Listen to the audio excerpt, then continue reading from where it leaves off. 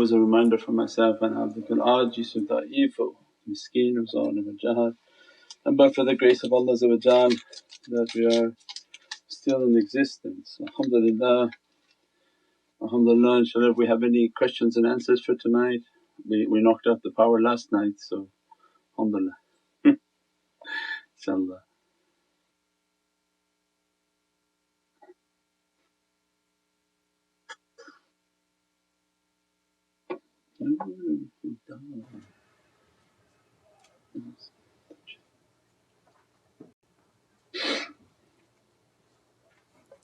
What did we talk about last night?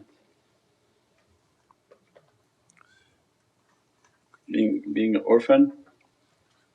Huh?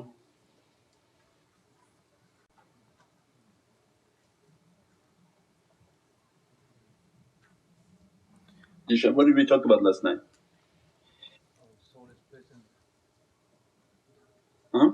So if we fix our inside with our practices and good deeds and good character, it will fix the problem outside, physical problems. Inshallah.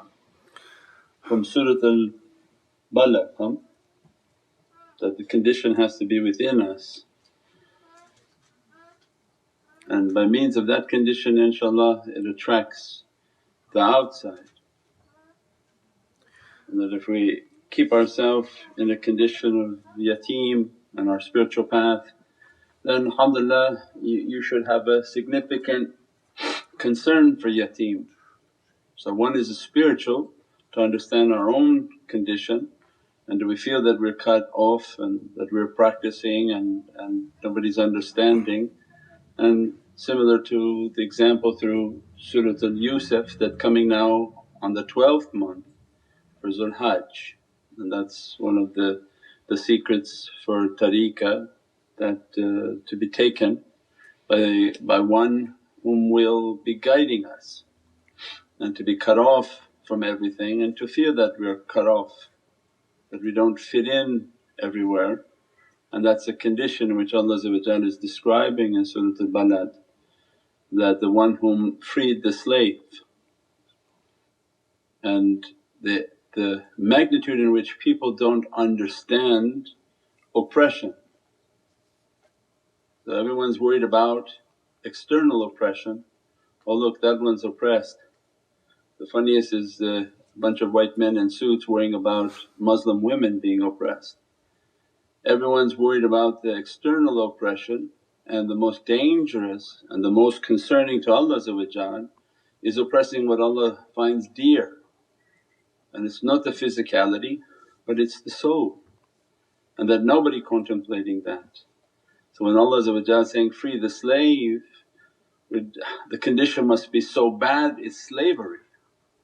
That there's a soul within us that Allah has wished for it to be empowered and wished for the soul to be controlling insan, humanity or the humans. But instead they came to earth, they were horribly kidnapped and held ransom by a body and an ego, which the body, the ego, they team up with the devil, and that becomes the sharik. That becomes the partnership. There's no partnership with Allah, there's no way to reach to Allah.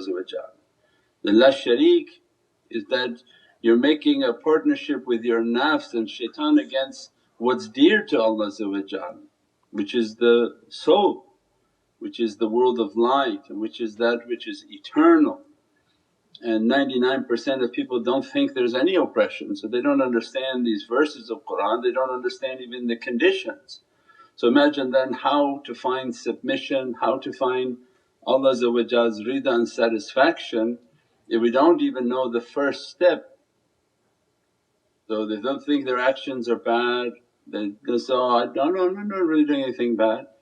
No, you are doing everything bad, because if you haven't freed the soul then it's being held captive, and that captivity is what Allah is describing, that they oppress themselves. And when you've oppressed yourself you have to run. Jawka wa nastaghfirullah wa astaghfirukum rasul. Jawka means go to the presence of Sayyidina Muhammad and ask for Allah's forgiveness. those whom oppress themselves and been oppressed. So the first step in oppression is to recognize what oppression, and that's the soul. The soul is the only thing that Allah is caring for. While Allah to care about the physicality, we said before, it's like a tomato, it's like a piece of fruit, it's just another creation that rots. But that which does not rot is that which is eternal, and that's the soul. And Allah's concern is for the soul. So the one whom frees it, the one whom feeds it, the one whom nourishes it gains everything in life, and that becomes the dichotomy or the reality of the binary code.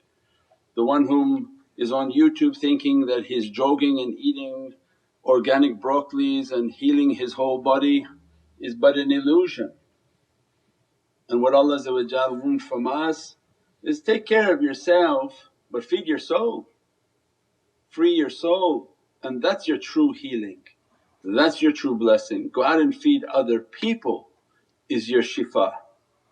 Go out and do good works, that is your healing. Those are the elements that they empower and nourish the soul. And those whom are of a heavenly reality, they understood that my power first is to my soul.